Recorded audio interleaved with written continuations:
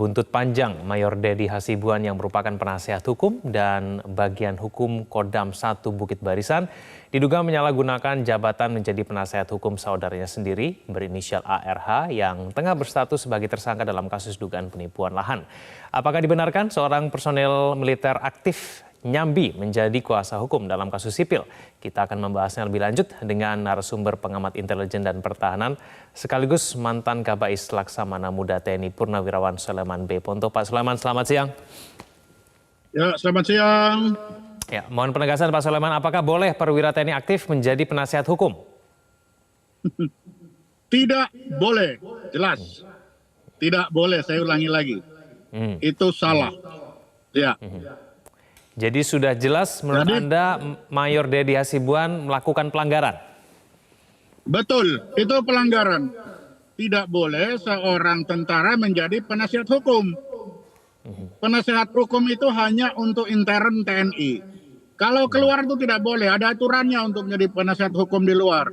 Harus lulus kursus advokat, harus ada penyumpahan, harus sudah pensiun setelah 2 tahun. Jadi tidak boleh itu hal yang salah. Itu sudah pasti salah itu. Itu pasti salah itu sudah, ya.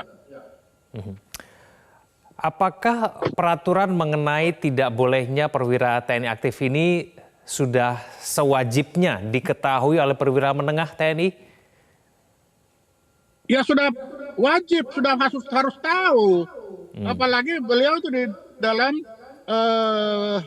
tempatnya hukum, di bagian hukum. Jadi sudah pasti tahu. Karena untuk menjadi advokat itu, pembela itu kan diatur oleh undang-undang advokat. Itu sudah harus pasti tahu itu. Nggak mungkin dia tidak tahu. Apalagi datang membela orang sipil. Itu tambah nggak benar lagi itu. Kalau masih militer, masih oke lah. Tapi ini orang sipil, apapun alasannya, mau itu saudara atau bukan, tapi sipil itu salah besar itu apa yang dilakukan oleh mayornya itu. Baik, Pak Soleman, menurut Anda etis tidak apabila Mayor Dedi ini membawa sejumlah anggota TNI ke Polrestabes Medan dengan tujuan bertanya ataupun mungkin berkoordinasi tentang penyidikan yang sedang ditangani? Itu bukan tidak etis lagi, keliru. Sudah tidak etis, keliru lagi. Bagaimana mau bertanya untuk orang sipil? Kalau untuk orang sipil, saudara sendiri lepas itu pakaian dinas, datang bertamu sebagai orang sipil. Bukan pakai pakaian dinas, lalu bawa kawan banyak-banyak. Itu tuh sudah tidak etis lagi, sama sekali tidak etis itu. Dan itu sangat keliru. Pak Soleman, banyak yang mengatakan itu adalah penggerudukan. Menurut Anda itu apa kalau bukan penggerudukan?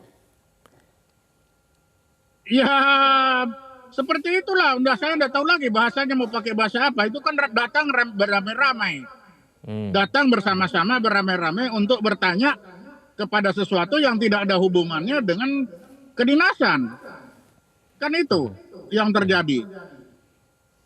Jadi apakah memang tujuannya membawa sejumlah anggota ke Polrestabes Medan itu memang untuk memberikan tekanan begitu kepada penyidik polisi menurut Anda?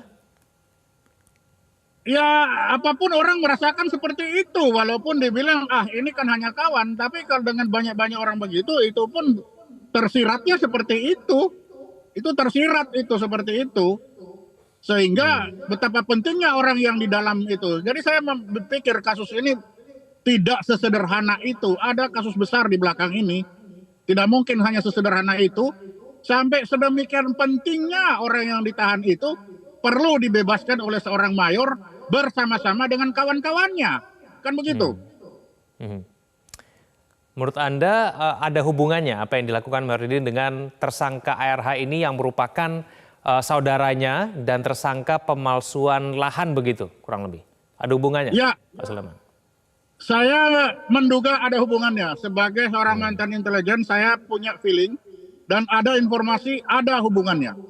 Dan itu mungkin perlu didalami oleh intelijennya Mabes TNI, Puspom untuk mendalami hubungan antara ARH ini dengan pemalsuan surat menyurat dalam pembelian tanah itu. Sertifikat tanah. Baik, Pak Soleman, kita ke isi percakapan ya antara Mayor Dedi dengan Kasat Reskrim yang viral ya. Dalam video yang viral itu Mayor Dedi mengatakan ada diskriminasi yang dilakukan oleh penyidik polisi. Kliennya ditahan, Tapi tersangka lain ditangguhkan penahanannya. Menurut Anda ada diskriminasi tidak yang dilakukan oleh penyidik polisi?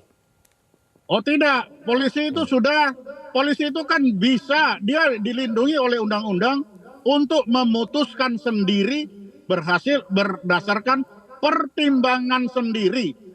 Jadi pertimbangannya si polisi ini tidak bisa kita intervensi. Kalau satu dia lepas, satu tidak, beliau punya alasan tersendiri yang kita tidak tahu. Dan itu tidak perlu disalahkan, memang itu kewenangannya beliau. Begitu. Baik Pak Sulaiman Poto, terima kasih atas waktunya bersama kami di Metro Siang. Selamat siang Pak Sulaiman.